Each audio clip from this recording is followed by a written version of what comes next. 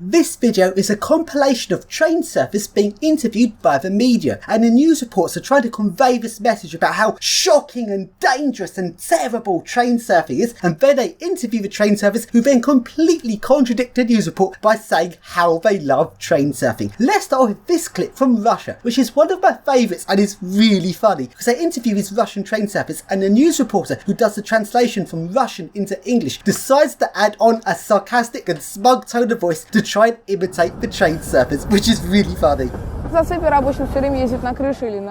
Train surfers usually ride the roof or carriage browse behind. Sometimes I get inside not to get caught by the police, or when I'm travelling by train with mum.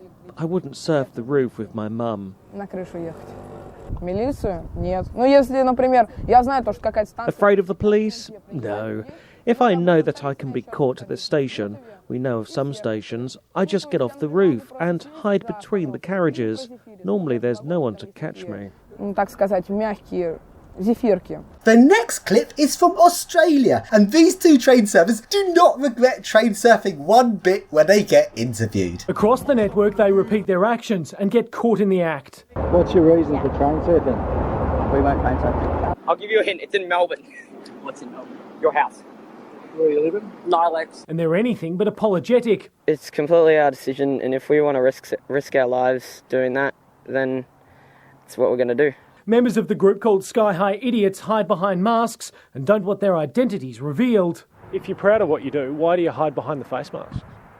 So we don't have to pay a fine. Metro has slammed these actions as dangerous in an act that's thumbing their noses at authorities. Parents aren't really too thrilled about it, but it's not going to stop us.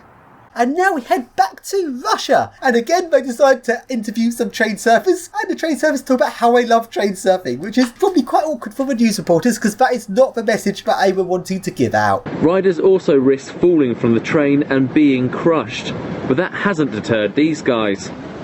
They took up the hobby at an early age, claiming it gave them an unbridled escape from reality. We mostly just ride the trains, not pulling any crazy stunts. This is just a hobby that gets our adrenaline up. And as if that wasn't daring enough, they've even taken to riding the metro, just to get their daily kicks. To these young men, it's also become a form of expression, and they don't see why this extreme sport is being seen differently to other widely practiced pastimes. People skydive or climb mountains. We ride trains on the outside. Certainly there's a risk, but we plan all our steps. We know trains very well, where different things you can hold on to are. We have certain safety guidelines. And we go back to Australia again, where another train surfer gets interviewed who also talks about how they love train surfing. They say they love it and they won't stop just because people are saying that they shouldn't be doing it. All right, Georgia. Well, like they spoke to 7 News anonymously. Let's hear from them. We're going. Hey, don't fall off, it's pretty windy. Holy Everybody has dangerous hobbies. Really? Well, I mean, think about it. Driving a car has a matter of risk. Taking drugs, drinking has a matter of risk. Makes us feel special. Nobody else is doing it. And now we head over to Canada, where this person decides to hold on to the back of a bus on a snowy road and do a kind of ice skating bus surf. It wasn't the best idea, but when I did it, to me, like, it didn't seem that bad. This is where the now infamous video of a Montreal teen surfing the back of a city bus was filmed on Saturday that received backlash online. The woman behind the video is defending what she did. I saw the road was clear, there was no pothole. I had planned in case the bus was going to break, I planned like I was going to go like this to stop myself from going under the bus. Everything was calculated, and I just thought it was the time to do it. And now back to Russia, where most of the train surfing in the world seems to happen. And this very extreme train surfer does these very impressive surfs on tops of trains, and even went on several news programs defending why train surfing is a good thing. My name is Kabzaro. I'm 18 years old, and I'm a train surfer. And if I get caught, I will be arrested by the police. But it never stops me. I've got only 1 minute to climb on the top of the train. My every step is calculated, and I cannot make a mistake. Связь со студией. По скайпу выходит Зара Кабзара. Это зацепер.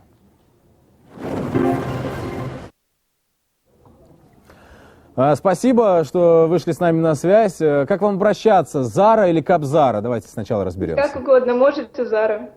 Зара, хорошо. Зара, что вы получаете, какие ощущения испытываете и для чего вы вообще передвигаетесь на поездах не внутри, а снаружи? Ну, я привыкла составлять сама себе правила, которые, к сожалению, не всегда пересекаются с законом, с правилами общественности. Но мне это доставляет удовольствие, то есть вдохновение. Я человек творческий, мне нравится находить в этом некую романтику железной дороги. То есть это такая своеобразная форма общественного протеста, мол, правила не для меня, езжу как хочу. Такая свободная кошка. Ну, я бы не назвала это протестом, потому что я не иду против системы, а создаю свою. Добрый день. Скажите, вот вы когда в первый раз прокатились, что вас заставило или кто вас к этому подтолкнул? Вы имеете в виду, прокатилась конкретно на Сапсане? Ну, давайте пока поговорим про Сапсаны, наверное, все-таки.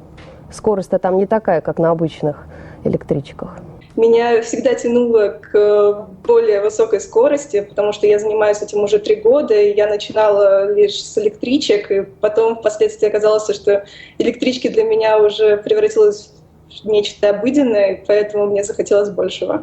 На день я ушла из дома, тоже поссорилась с родителями, и в итоге меня всегда тянуло к железной дороге, я пошла на вокзал и увидела электричку, и просто зацепилась. Я поняла, что в этом нет ничего такого действия. Если честно, то это можно сравнить с поездкой на велосипеде. Тем, кто не умеет кататься, кажется невыполнимо умение крутить педали, соблюдать равновесие. А тем, кто освоил навыки такого проезда, наоборот, кажется невозможным сорваться и упасть.